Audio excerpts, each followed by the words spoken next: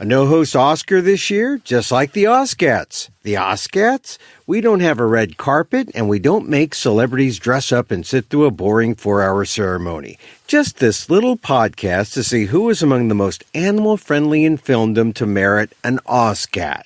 That's next on the PETA Podcast.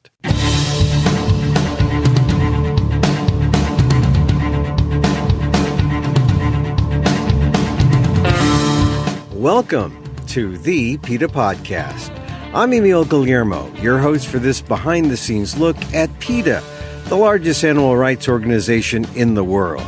Here we talk to the key players at PETA and the movement and ask them about how animal rights change their lives and how they stay motivated to make the world a better place for the animals. On today's episode, the most animal-friendly in Hollywood get an OSCAT, and 2019's In Memoriam winner exemplifies all the winners. Stan Lee produced characters who share this innate sense of believing in something greater than themselves, in empathy, in helping those that don't have a voice, and that is central to animal rights and to everything that PETA does and to everything that anyone who really considers the quality of life for species other than themselves. So, and then of course there are also the content within his creations. There's no shortage of examples of superheroes fighting to help animals, superheroes with compassionate diets. We were very sad to see Stan Lee leave, and we wanted to recognize his passing with our In Memoriam Award. That's Louis Crary, PETA's communications project coordinator for animals in film and television, talking about just one of the awardees of the coveted OSCAT. Actually, a big cat on a pedestal instead of that gold fellow named Oscar. Every year, PETA gives it to members of the Hollywood film community who have been exceptional in their compassion and ethical treatment of animals. We'll go over the major winners next on the PETA Podcast. But first, thanks again for joining us here at the PETA Podcast. This is episode 57 in our second season. Please share a link with friends. Let them know the animals have a voice on the PETA Podcast. And if you just found us, welcome and keep binging. There's lots to listen to on the PETA Podcast. Did you know there was vegan food being served at the Oscars Governor's Ball? Avocado tostadas with crunch cabbage and chipotle glaze and wild mushroom pot stickers, black truffle ponzu. That's just appetizers. It may be a little fancy for the rest of us, but let PETA's vegan mentors help you stay the course on your vegan journey. Episode 25. Still wondering about your Canada Goose jacket? Ditch it and stay warm and vegan. Listen to episode 44. And for more on animal testing, listen how scientists have turned it into their own welfare system on episode 11. Remember, if you're on Apple Podcasts, don't forget to rate and review the show. It helps the algorithm know that PETA has a podcast on the issues important to you. There's also a link to a survey in our show notes if you're so inclined. We'd love to hear your feedback. Now, if you really want to help the animals, you can always hit the Donate Now button at PETA.org. And if you're high-tech and have Amazon's Alexa, it's as easy as saying, Alexa, donate to PETA. And now to our episode. As we mentioned, the late Stan Lee is a winner of the In Memoriam OSCAT. But there are some other deserving winners, many of whom were snubbed by the Oscars before the big night in the nomination process. Black Panther gets short shrift at the Oscars, not the Oscats. And Bradley Cooper, Natalie Portman, Mr. Rogers. Listen who won the Oscats version of Best Picture, the Cat's Meow Award, of course. Here's my conversation with PETA's Louis Crary. The Oscars, old news. Here's the Oscats on the PETA Podcast. The OSCATs are our way of recognizing films, stars, crew members, folks who did right by animals in the film industry over the past year. People think of PETA as wanting to expose animal cruelty, and of course that's a big part of what we do, but we also like to celebrate when people are compassionate. And the Oscats are a way of showcasing the films and folks that did right. And so, sort of like the Oscars this year, the Oscats have no host. In fact, there's no show. There's no Well, then what am I doing right here? Well, this is kind of sort of a virtual red carpet, then, I guess. I mean, for lack of a we'll take it. flashy thing, we're happy to have the Oscats on the PETA podcast. We're going to roll them out right now. Who was the most deserving Oscat in the Oscat Academy's opinion? It's the animals who are winners, I should say, right? And I'm not gonna pick among a very crowded field. I will say one award that I'm particularly excited about is Best Director, that went to Bradley Cooper, mainly because it draws attention to an issue that not a lot of people are familiar with. You see dogs and cats appear in film, and you assume, oh, these are domestic animals, so there's probably no concerns there. Unfortunately, even if there was nothing discernibly problematic on the set, which we always hope is the case, no matter what happened right then when the movie was being made, that's just a snapshot of what kind of lives animals provided by suppliers to appear in movies are living for the rest of their existence. So we really wanted to recognize Bradley Cooper because he opted to use his own companion animal, his own dog, in his movie. And that way we know where that dog went to bed that night. We know there's a loving, warm, safe household that the dog returned to, and we just have zero concerns about the welfare of that animal. So he wins just a general Oscat for use of own... Best Director. Oh, Best Director. Yes. And of course, Best Director for Stars Born. And this automatically makes up for the Oscar snub. Oh, I should hope so. From that category. I mean, because you're talking about people like Spike Lee and Alfonso Cuarón of Roma, who's probably the favorite. Oh, the favorite's another movie in that category. But Bradley Cooper was snubbed, and I guess, he should feel snubbed by the Academy. But as you said, this kind of makes up for it. Makes up for it. I mean, I think any other award show wins will be footnotes compared to PETA Oscats. The PETA Oscat for Best Director to Bradley Cooper. Okay, so that was sort of like the big splash. You have 15 Oscats. Tell me some of the other Oscat winners. One that we're pretty excited about is the Best Stunt Team that went to Annihilation. The stunt team was entirely vegan for that film, and if you saw the movie, you can see that having a plant-based diet does not compromise your ability to do any kind of stunt work. So we're really happy about the kind of statement that makes. Annihilation. What kind of stunts do they do in Annihilation? Basically avoiding, as I can recall, all manner of terrifying aliens and genetically modified monsters, which, you're going to need to get away from pretty quickly. So that's why I think a vegan diet suited them pretty well. Right. So they got away from all of those and meat as well. So because they're exactly the scourge, right? and they become, and the category here was Best Stunt Team. Okay, congratulations to them. What's another category? Well, let's use Natalie Portman, who starred in Annihilation, as a segue to Best Actress, which she took away, both for her role in Annihilation. We've always loved Natalie. She's been a long time PETA supporter and a compassionate influence when it comes to animal rights, but also for Vox Lux, because she insisted that her wardrobe, all of her costumes for that movie, be cruelty-free. No leather, no feathers, no wool. And that was, that's just great to see. And because it's Natalie Portman, we hope that could inspire a whole bunch of folks involved in wardrobe as well as actors. Now, isn't it amazing that in the Best Actress category, you have people like Yalitza Aparicio from Roma. I don't even know if she's vegan. We have people like Olivia Colman in The Favorite. She's not my favorite. We have Lady Gaga, who wore that meat dress, but she was in A Star Is Born, right? And Melissa McCarthy. I know she's lost some weight, but I don't know if she's vegan. And Can You Forgive Me? And then, of course, Glenn Close in The Wife, who's The Favorite. And I actually saw that movie, and I love Glenn Close. She's projected as the winner, but the PETA Oscat winner is Natalie Portman. As it should be. And you know what? I think any number of those talented people have a shot at an Oscat next year. They just need to consider animal welfare when they're making their creative decisions in front of the camera and behind it. All right. So on to the next category. Well, let's take a look at, here's a fun one, Best Instant Karma Moment.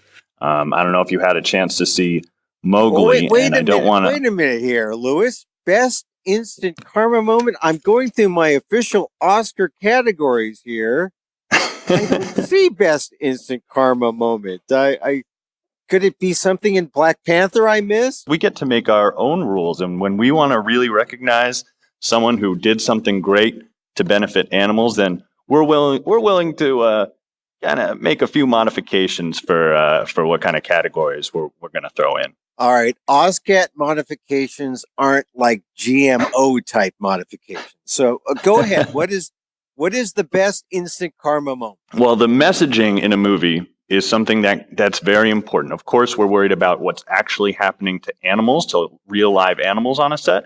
But the messaging that a movie portrays, that can have a pretty significant impact on the audience. And in Mowgli, I'm not going to try and give too much away because I really want folks to see this movie, especially the beautiful, lifelike CGI animals that are in it. But they make a point of calling out trophy hunting for what it is, just this vile, disgusting a hobby amongst grotesques. But it's something that in Mowgli, the hunters get what they deserve, and I'll leave it at that. I did see Mowgli. I was fascinated by the CG effects, and I think it is a worthy winner of best karmic moment. Is it best karmic moment or best karma? Like that was best karma. A trophy hunter getting their comeuppance. Okay, all right, I'll buy that. I'm with it. Best karma moment. OSCAT for Mowgli. All right, next. If you had any problems with that I don't know if you're gonna love this, but we certainly do. And that was the best SeaWorld side eye. And wait a minute. That's a tie. Best SeaWorld side eye. Okay, let's see here. I'm looking at this and I see Black Panther didn't qualify, or did it? Oh well, Black Panther won a different OSCAT. Oh, okay. All right. But I mean, for this category, yes, sir. I can't imagine what would have qualified for best SeaWorld side eye moment. Well, as you know, PETA and any advocate for animals cannot sit idly by and tolerate the captivity of marine mammals and other marine life, and that's starting to get reflected in current films. So there was not one, but two major movies that came out this year that both wrote into their screenplays little digs at SeaWorld.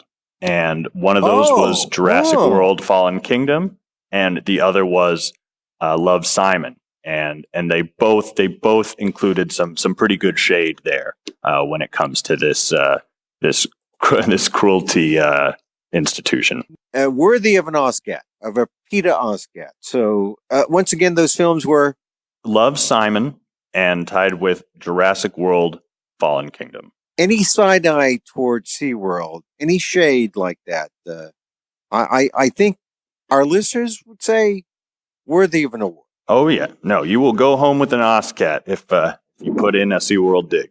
Okay, all right, because we see enough of these, product placement stuff. I mean, it's good to see filmmakers use their platform.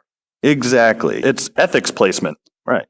All right, next. It wasn't just Natalie Portman who showed off cruelty-free duds. We also had best costume going to Donald Glover for his fur-free jacket in Solo, A Star Wars Story. Usually I just see Donald Glover go bare-chested when he dances.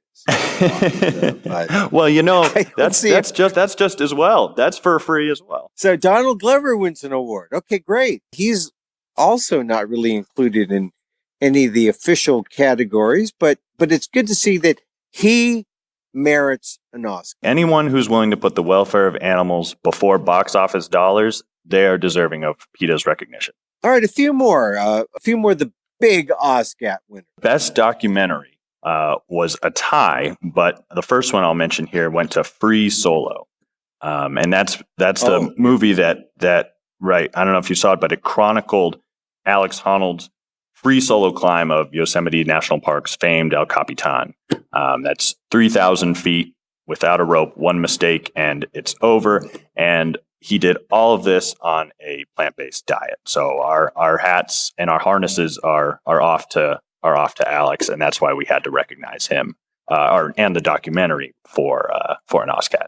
Actually, Free Solo is probably the favorite in the documentary feature category, or at least a lot of people are pointing to that, even though RBG is sort of a good one. There's also a Fathers and Sons and Minding the Gap and Hail Country This Morning, This Evening.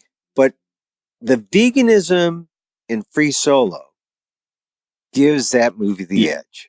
Now, if only RBG was vegan, maybe she should be vegan. I know a lot of people might be hoping for that. That wasn't the only documentary that the OSCATs wanted to recognize. It was also a front runner, was Won't You Be My Neighbor? And because Fred Rogers was the embodiment of kindness and empathy, which is, of course, intrinsic to the philosophy of PETA and that of anybody who cares about animals. And there was all kinds of important subjects that were broached on that show, including healthy, humane eating. Who could forget that episode in which Picture shows how tofu is made, if you remember the show. So we also wanted to make sure that came home. Yes, and also another issue, the tribute to cardiganism and the love of the cardigan. That was another big Fred Rogers thing. And once again, also an example of how the OSCATs are a form of karmic justice. The Fred Rogers documentary was left off the documentary feature, list, didn't make the top 5. And here, the documentary honored with an OSCAT. And not exactly a consolation prize either. I mean, it's a real award. Certainly. Yep. In fact, they're upstairs and they're being delivered. I mean, the Oscars, you got to get dressed up, you got to rent millions of dollars of jewelry and show up on some red carpet, which may not even really be real. I mean, it's sort of like it's all for show. You sit around for like a longish ceremony. I mean, this podcast will last maybe 25 minutes or so. You got to sit for 5 hours, and you might even lose. That's what an Oscar ceremony is. But the OSCATs are actually delivered to the people, right? Yes, they are. And yes, we don't quite put on quite as grandiose a show. We are a nonprofit, and we choose to allocate our resources more towards helping animals than red carpets. But they will go home with a beautiful award. Once again, the superiority of the OSCATs. All right, a few more awards. The Cat's Meow. That's our award. Had to go to a film that you've already mentioned, Black Panther. Black Panther had all kinds of things in it that made us pretty happy, of course, at PETA and for anybody who cares about animals. First and foremost, there were no real wild animals in the entire film. So the panthers that were depicted, there were none. There were no real wild animals. Those rhinos, those were rendered on a computer. Not a single rhino was forced onto a noisy, scary film set or surrounded by unfamiliar people. These were made on a computer, and nobody had to suffer. And I think we all could appreciate the action nonetheless. So we definitely wanted to recognize that. And not only that, but of course, and this is going to lead me into another award, but for our best actor, who's Winston Duke, who was in Black Panther. The reason we're giving him that award is because he portrayed M'Baku, I don't know if you remember the gorilla tribe leader, and he makes a pretty good vegetarian jest that I won't try and do justice with here, but it was a great shout out to plant-based diets again. So Black Panther both being recognized for The Cat's Meow and also in the capacity of best actor going to Winston Duke. So Winston Duke beats out Christian Bale in Vice, Bradley Cooper, a favorite, Star is Born, William Dafoe at Eternity's Gate, Rami Malek, Bohemian Rhapsody, and Viggo Mortensen from Green Book. The best actor, at least for the OSCATs, goes to Winston Duke. By a long shot. If they and they got a chance, just Just talk about your plant-based diet a little bit more in next year's films, and you might be lucky enough. Now, is there something that approximates the Best Picture award? Cat's Meow was probably be the closest, but like I said, these are all they're all recognizing different elements of film production where you can choose to help animals, whether it's wardrobe, whether it's messaging, whether it's the actors who are portraying the characters, the lifestyles they choose. We'll look at all of it, and we don't really see it so much as a hierarchy, so much as a way of showing audiences at home and readers of the OSCAT Awards all the little pieces, all the little parts in the process of a movie being made where you can do something to help animals. Another form of, or another example of the ethical justice that comes to the OSCATs. Here's the Black Panther, right? It's in a crowded category with Black Klansman, Bohemian Rhapsody, The Favorite, Green Book, Roma, Stars Born, Vice. And here it is with probably the biggest box office, I believe. I mean, isn't it the biggest box office of all time or close to the top? It probably will be shut out from the real Oscars. And some of these other aspects of the film, which should be noted, are finally noted by PETA's OSCAT. So that's a funny sound there, was it? That was Sunset Boulevard. That sounded like a raspberry award or something. Those are another set of awards, unfortunately. Let me give you one more, only because it's close to our heart because of some of the people involved in the production, and that would be Best Animated Film going to Isle of Dogs, because here is a film that it adds agency to animals, something we're always happy to see. Obviously, no real dogs were taken from dubious animal suppliers to perform and do tricks for this. It was all done with stop motion animation. And then there were such animal-friendly actors involved. Tilda Swinton, Liv Schreiber, and even Angelica Houston made the list. So we just had to make sure that we penned them into this year's Oscats. And another example of a film that is nominated in the animated feature film category, it's competing with Incredibles 2, Murray, Ralph Breaks the Internet, and Spider-Man Into the Spider-Verse, which is probably the favorite, I would say. But instead of going home empty-handed, it gets an Oscat. Isle of Dogs. One more. You've twisted my arm. One more Oscat. We have an elegant transition you made for me with the Spider-Man, because we wanted to at least recognize all of Stan Lee's contributions to animal rights, directly and indirectly. So our in memoriam went to Stan Lee.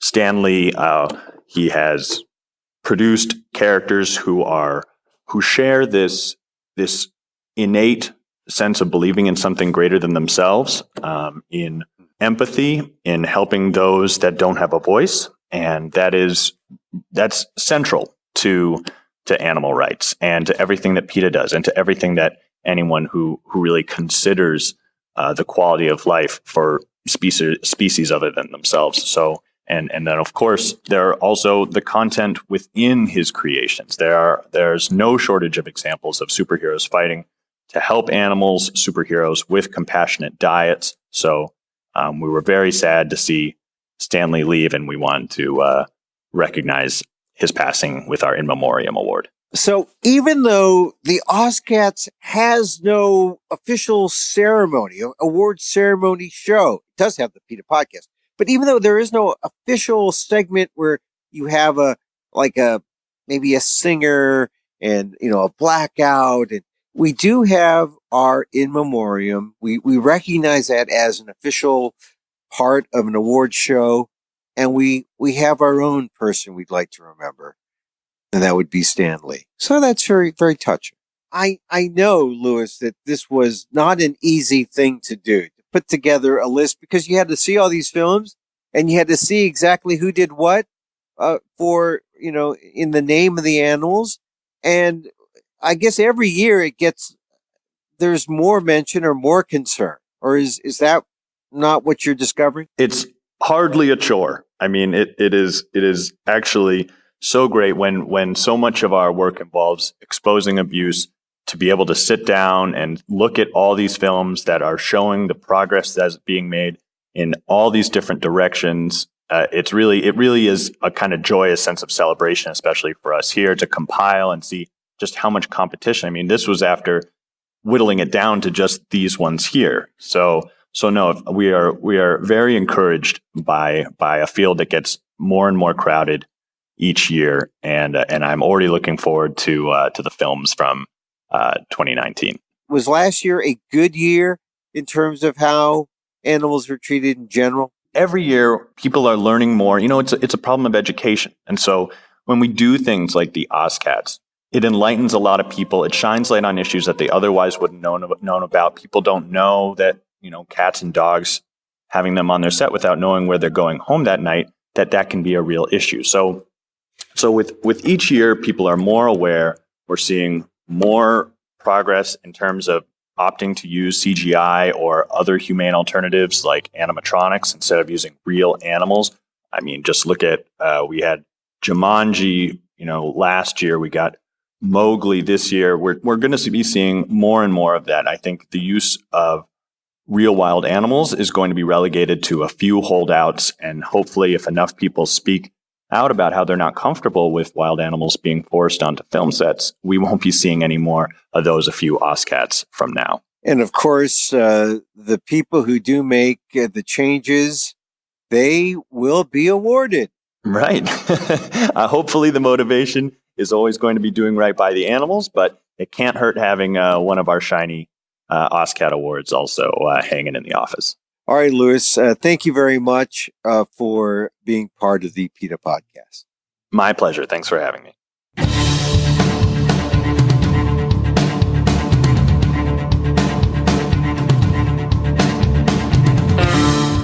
PETA's Louis Crary talking about the OSCATs, PETA's awards to the most animal-friendly artists in the Hollywood film industry. We don't have a red carpet or a 4-hour show. We have a low carbon footprint, and all those nice awards will be delivered to the artists. That tiger on a pedestal with stripes, looking a lot sharper than that nude Oscar person, I might add. Check out all the OSCAT winners on PETA.org.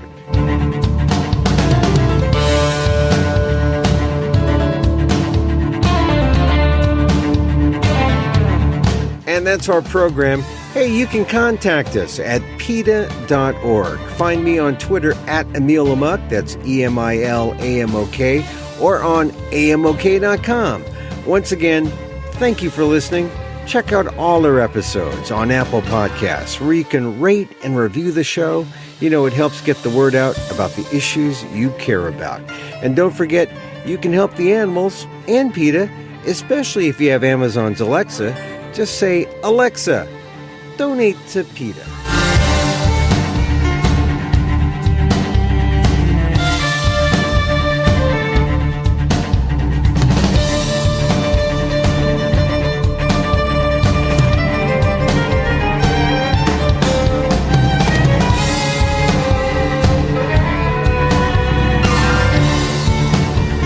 Our music is provided by CarbonWorks. Check them out on YouTube. Thanks again for listening.